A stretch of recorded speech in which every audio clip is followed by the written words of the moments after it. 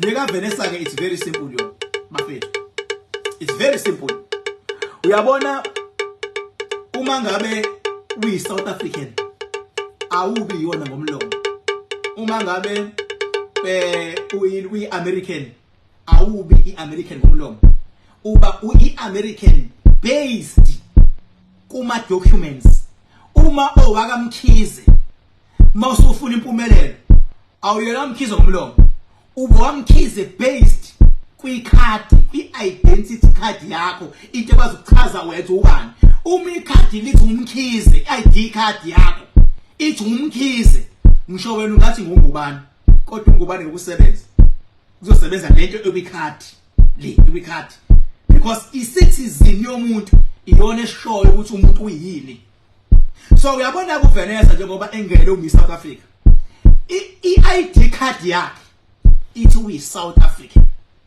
Abazali bakhe ngengene kubona vele abona abawona ama South Africans. Yabo kodwa i-ID card yakhe ithi uyi South African. Isho ukuthini liyonto?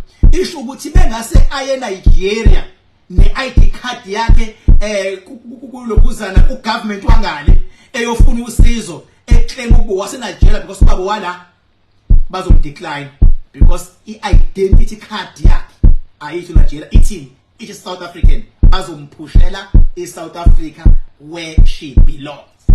Uyabona ke mayisefikile la.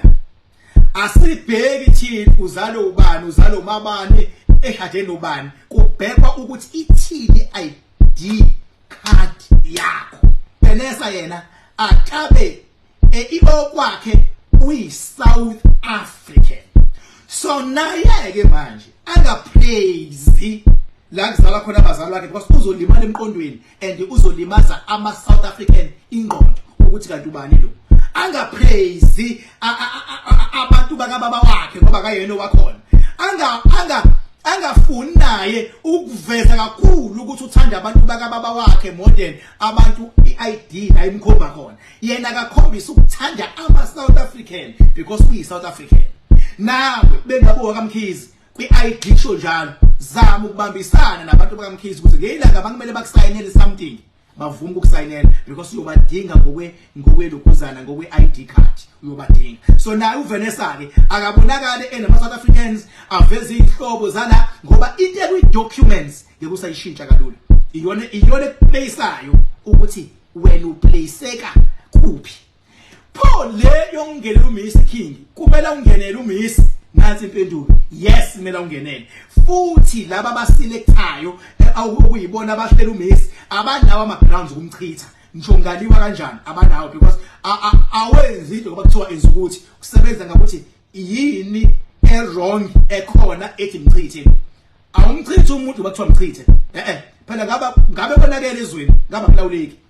So abanawo ke ama grounds okumchitha kodwa ngenhlanhla lento zoMiss uyamodela uqualify ungene khona isikhathi esifikayo sama interview. Uyabona ke mayise interviewer yila kuzovela khona because phela uMiss South Africa kwi-interview yakhe beke wakhombisa ukupraise elizwe ekuzala bakwakhe wangapraise leli lathi South Africa. Amaphoyinti azomlahlekela angagcina ngasawini ngoba uzolahlekelwa amaphoyinti ngokuthi kuyena mase kubhekwa i-social media platform yakhe ukuthi is she a proudly South African. Kubonakala ebhizi nama-Nigeria ebhizi nama-Zimbabwean kuthiwe no lona she is not a proudly South African. Sekokwamajaji sekwenziwa ama-interview sekwenziwa i-background check kodwa ngokwe-qualifications uyaqualify. Lento yokuthi uzaleke kanjani izomqedela amaphoyinti ngokwe-behavior yakhe. Nawe bengabe ungubani kodwa ubiza uMkhize kwemsebenzini unokuvesana nje wena ustressekile ucabanga ongubane ngiyabona mangabe wenza umsebenzi ubizwa ngubane ukubhalelana kodwa i-ID uMkhize abakaMkhize bazoqala ke bese beyaqinjani bese beyaqala bayahlehlela kuwena. Uyothi mawusufuna usizo noma bakusayinele something uyohamba ufuna uMkhize ongabazi ngokwesibongo because laba efamily bothi hayi asihlanganisi nawe ngoba wena awusithathi serious.